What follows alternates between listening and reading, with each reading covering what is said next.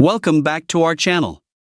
Today, we're diving into one of the most useful features of Excel, filters. But before we get started, don't forget to smash the like button and drop a comment below to let us know your favorite Excel filter trick. Alright, picture this: you're working on a massive worksheet, and finding the information you need feels like searching for a needle in a haystack. That's where filters come in handy. They let you narrow down your data so you can focus on what matters most. Point 1. Setting up filters. To kick things off, make sure your worksheet has a header row. This row labels each column, making it easier for Excel to understand your data. One more thing, make sure your data in every column is correctly formatted. If that's not, filter would not work as intended. Let's move to our example. We've got columns for date, product name, and total sales. Head over to the Data tab and hit the Filter command. Wait, want a shortcut? Try Ctrl plus Shift plus L to apply filters in a flash. Point 2. Using filter dropdowns.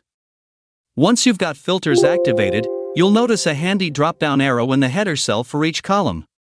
Click on the arrow next to the column you want to filter.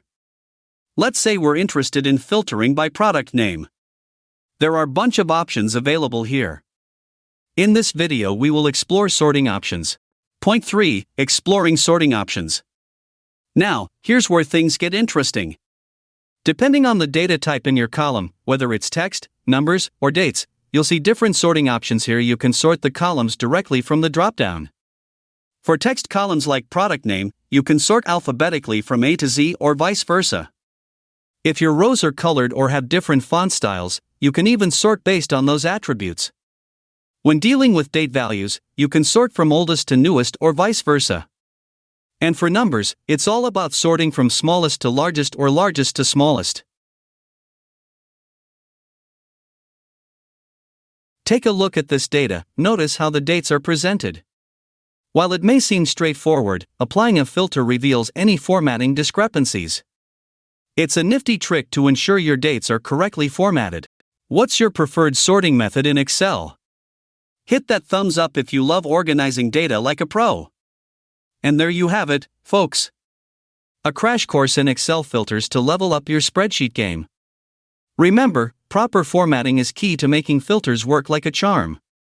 Stay tuned for our next video, where we'll dive even deeper into the world of data manipulation.